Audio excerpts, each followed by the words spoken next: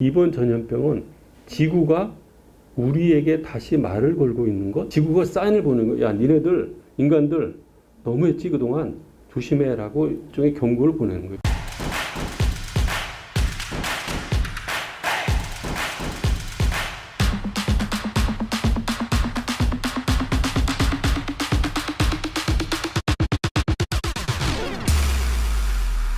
저는 이제 숙명여자대학교에서 기후환경, 환경 생태 이런 강의들을 하면서 학생들과 이야기하고 있는데요. 제가 이제 이런 일을 하게 된 것은 전에 서울시에서 제가 기후변화 대응하고 대기오염 같은 그런 일들을 총괄하고 있었습니다. 그래서 서울시를 이제 은퇴하고 숙명여자대학교에서 이런 일을 학문적으로 하고 있고요. 제가 이런 일을 어떻게 하게 됐냐면은 이제 서울시에서 영국에 유학을 보내주는 일이 있었어요. 그래서 유학을 가서 다행히 이제 주님 인도하라서 박사학위를 받고 돌아왔는데 그때 마침 기후 관련 국제회의를 서울시에서 준비하고 있었어요. 저보고 이걸 좀 준비하라고 그러는데 제가 교회에서 배운 게 순종에 대해서 늘 배웠기 때문에 예, 알았습니다. 그런 예스 했지만은 제 마음속에는 신세를 진 게 있었어요. 신세를 좀 갚아야 되겠다. 그런 마음에서 하다 보니까 제가 이 기후나 환경 쪽에 저도 한 10여 년 이상 이렇게 일을 하다 보니까 뭐 이런 데 많이 이제 나오게 됐고요. 지금부터 주로 이제 기후 위기에 대해서 말씀을 드리겠지만은 위드 코로나에 대해서도 같이 얘기를 하겠습니다. 미래학자들이 생태에 하는 의견들을 보면은 이건 어떻게 보면은 이게 이제 뭐 기독교인이 아니기 때문에 이런 말을 했을지 모르겠지만 표현 자체가 이번 전염병은 지구가 우리에게 다시 말을 걸고 있는 것이다. 지구가 사인을 보는 거야. 야, 니네들 인간들 너무했지 그동안 조심해라고 일종의 경고를 보내는 거예요. 그렇게 표현하는데 저도 개인적으로 굉장히 공감이 갑니다. 그렇게 표현했더라고요. 그다음에 어쨌든 이런 거를 통해서 우리가 다시 본 지구를 생각해 볼 수 있는 그런 시간을 가지면 좋겠고요. 그러니까 예를 들면은 이스타 섬이라는 그 남태평양의 조그만 섬 나라인데 여기에서 어떤 일이 벌어지면 여기에 이런 거를 세울 정도면은 굉장히 뛰어난 지능과 힘이 있었던 사람들이에요. 그런데 여기 거의 사람들이 멸종하다시피 했어요. 왜냐? 이 사람들이 섬이기 때문에 배를 만들기 위해서 나무를 자르기 시작했어요. 배에 왔다 갔다 하기. 그러면서 나무를 많이 잘랐어요. 그러면서 어떤 일이 벌어졌냐? 생태계가 완전히 달라진 거예요. 나무가 없어지니까 이 섬에 있던 사람들이 살기가 어려워져서 그렇게 똑똑하고 힘이 있던 사람들이 거의 없어진 그런 사례가 있어요. 그래서 생태를 건드리면은 인류의 멸망이 다가온다는 것을 이런 걸 통해서 볼 수가 있는 거죠. 그 다음에 이게 샴페인 잔에 포도주 마실 때 이렇게 샴페인을 보면 위가 이렇게 좀 크잖아요. 밑에가 얇아요. 그런데 이게 무슨 상징이냐면은 이 부유 5분의 1 부유한 사람이 가난한 사람 5분의 1에 150배 이상의 소득을 창출하는 거예요. 그러니까 부유한 사람들이 지구를 많이 해친다. 그걸 상징적으로 보여드리는 거죠. 그러면은 이제 학문적으로 얘기할 때 지구 생명 순환 시스템에서는 지구 생명 순환의 균형, 밸런스가 흔들리면은 지구 전체가 영향을 받고 위기에 처할 수 있다는 거죠. 이게 위기라는 거죠. 밸런스가 깨진 게. 그래서 이런 그 지구의 밸런스를 지키는 게 굉장히 중요하다고 볼 수 있고요. 그다음에 이제 인간 중심주의의 반성과 녹색주의가 이제 대두가 됐는데요. 예를 들면은 60년대부터 70년대 초에 이런 움직임이 나타났어요. 왜냐하면은 지구 생태계가 위험하다는 것을 이미 서구에서 느끼기 시작했어요. 그리고 석유 위기를 느끼고 막 이러면서 이게 환경에 대해서 좀 돌아봐야 되겠구나 이런 생각을 하기 시작한 거예요. 그러면서 이제 그 칼슨이라는 분이 여성인데 이분이 훌륭한 책을 썼어요. 침묵의 봄, 사일런스 스프링. 무슨 봄이 됐는데 봄이 되면 뭐예요? 새들이 짹짹짹짹 기저귀는데 어느 날 새소리가 안 들리는 거예요. 왜? 새들이 제초제 뿌리는 그런 것들을 다 먹다가 보니까 새들이 어떻게 되세요? 다 죽었어요. 봄이 됐는데 새가 없어진 거예요. 그러니까 결국은 사람들이 농사를 잘 짓기 위해서 제초제나 이런 걸 막 뿌렸는데 결국 그것이 사람한테 돌아오는 그런 일이 벌어지는 걸 이 책을 발간하려고 이게 발간이 62년도에 발간됐는데 사실은 원고는 1947년도에 초안을 썼어요. 그런데 발간을 못하고 있어요. 왜 그렇겠어요? 힘 있는 자들이 화학 비료회사라든가 농림부라든가 이런 데서 그 책을 못 발간하도록 막았어요. 그런 일들이 일어났다는 거죠. 그러다 이제 이 책이 발간됐죠.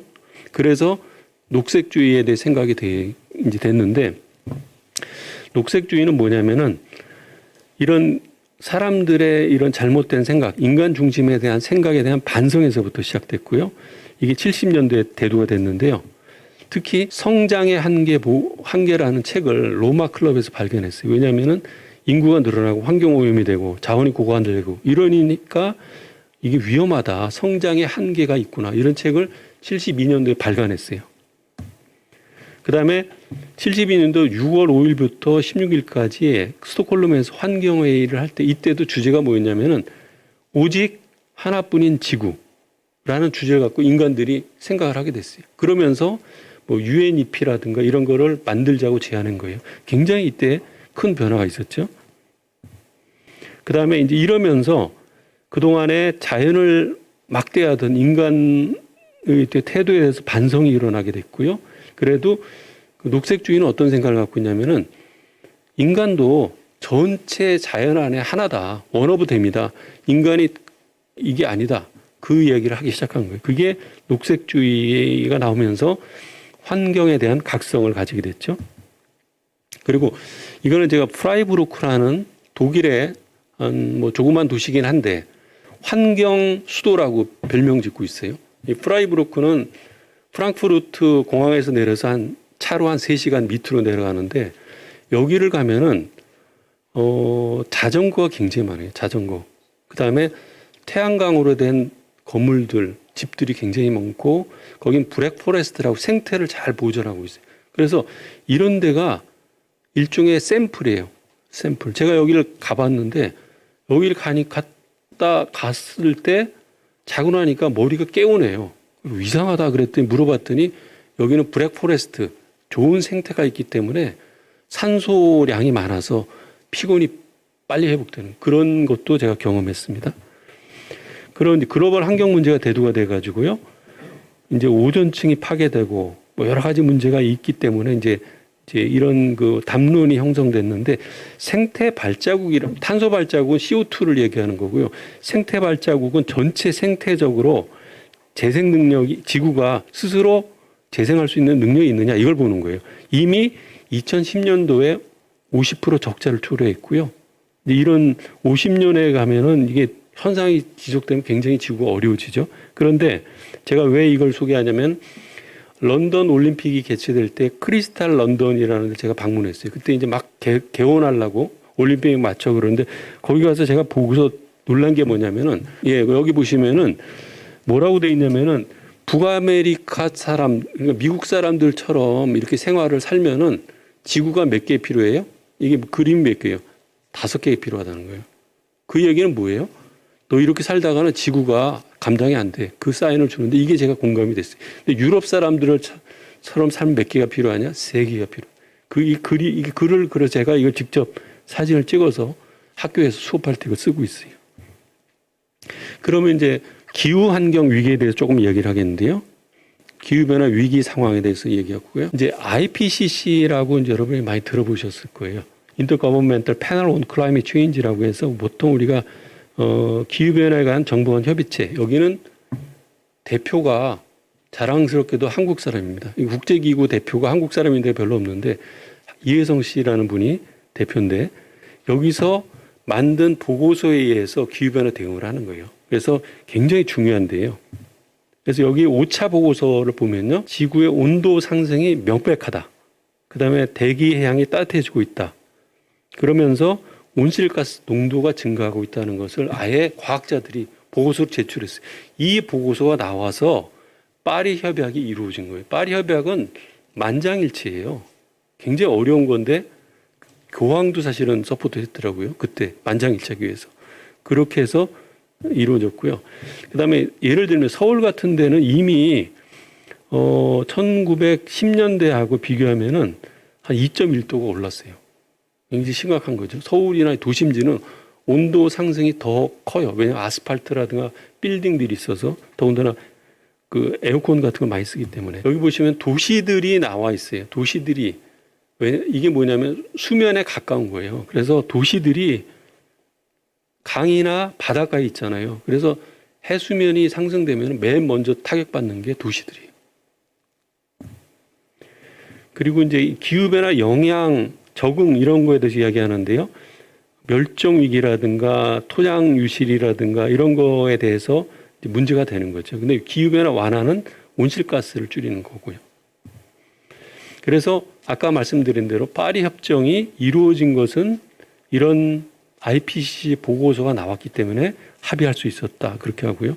그러면 여기서 핵심적인 걸 말씀을 드리면 뭐 여러 가지가 있겠지만은 지구 평균 온도의 상승폭을 산업화 이전과 비교해서 섭씨 2도보다 훨씬 작게 제한하며 섭씨 1.5도까지 제한하는데 노력하지. 이게 핵심이에요. 이렇게 안 하면은 우리 인류가 위험하다고 보는 거죠. 그런데 이거는 그 WMO 세계 기상기구에서 금년도에 4월 달에 나온 자료예요. 이게 금년도 4월 달에 나온 자료인데 20년 작년의 기후변화 보고서에 보면은 지금 코로나로 인해서 경제 상황이 좀 위축됐잖아요. 그럼에도 불구하고 기후변화세가 가속화되고 있다는 걸 보여주는 거예요. 그리고 이산화탄소 농도가 증가하고 있고 그다음에 1.5도라고 그랬잖아요. 근데 지금 벌써 한 1.2도 정도 높아졌다. 그 보고서를 내니까 깜짝 놀랄 수준이죠. 그래서 요거는 여러분 보시면은 산업화 이전과 비교해서 1.2도 플러스 마이너스 0.1도 상승했다는 거를 이게 금년도에 나온 보고서예요. 그러니까 1.5도에는 한 0.3도밖에 안 남았어요. 지금 현재. 그렇게 볼 수 있고요. 다음은 이산화탄소 농도도 굉장히 중요하거든요. 이거는 여러분이 굉장히 관심이 80만 년 만에 처음이에요. 그동안에 300ppm을 안 넘어가다가 지금 400ppm 넘은 게 유사일에 없었다는 거죠. 굉장히 이걸 보면은 우리가 위기라는 걸 알 수가 있죠. 그러면 한국은 어떠냐? 탄소 배출이 세계 9위예요. 9위. 그러니까 우리가 물론 경제 요새 G7에서 뭐 초청받을 정도니까 경제 대국이에요. 우리나라가. 근데 반면에 기후 악당이라고 공격을 많이 받았어요. 왜? 온실가스를 사실은 우리나라가 1인당 온실가스 배출량이 굉장히 높은 나라예요. 그래서 이거를 이제 보면 알 수가 있고 반성을 해야 되죠, 우리가. 그러면 또 한 가지 문제가 뭐냐면 대기 오염에 대해서도 좀 얘기해야 돼요. 이 미세먼지 현황도 보면은 대개 보면은 이 여러분들이 중국이 제일 나쁠 거로 생각하는데 중국보다 더 나쁜 데가 서남아시아예요. 지금 제일 나쁜 데가 인도하고 방글라데시가 제일 나빠요. 그러니까 이 저개발 국가, 경제적으로 어려운 나라가 미세먼지로도 굉장히 위협받고 있다는 거죠. 그리고 사망 원인에 있어서 대기오염으로 인한 그 위험이 5위예요, 5위. 그러니까 대기오염으로 해서 굉장히 많은 사람이 죽는 상황이라는 거죠. 근데 이거는 이게 왜 그러냐면은 저소득 저개발 국가에 특히 아동들이 위험에 굉장히 노출돼 있어요. 그래서 이게 아까 우리 잠깐 얘기도 나눴는데 제가 이 얘기를 왜 하냐면은 대기라고 그러면 보통 바깥 공기를 이야기하잖아요. 실내 공기는 어떨 것 같아요? 대기하고 실내 공기가 어디가 더 나쁠까요? 실내가 훨씬 나빠요. 제가 서울시의 그 기후변화 대응과장 할 때 측정기를 갖다 놔봤어요. 사무실에. 갖다 놓고 바깥에 하고 재보니까 아니 이렇게 높을 수가 없어. 왜? 사람들이 먼지를 많이 일으키는 또 뭐 프린터라든가 컴퓨터라든가 이런 장비들이 먼지를 많이 일으키는 그러니까 실내 공기가 굉장히 안 좋아요. 그래서 여러분들이 특히 주부님들 음식할 때는 반드시 창문을 열어야 돼요. 그리고 우리도 실제로 창문을 이렇게 공기 순환하는 게 굉장히 중요해요. 실내 공기가 굉장히 안 좋다. 그 얘기를 하는 거죠. 여기는 세계 랭킹에서 보면은 지금 보면은 방글라데시, 파키스탄, 몽골, 아프가니스탄, 인도, 인도네시아 이렇게 보면 어때요? 굉장히 경제적으로 어렵거나 이런 나라들이 미세먼지가 안 좋은 거예요. 특히 인도 같은 데가 특히 안 좋아요.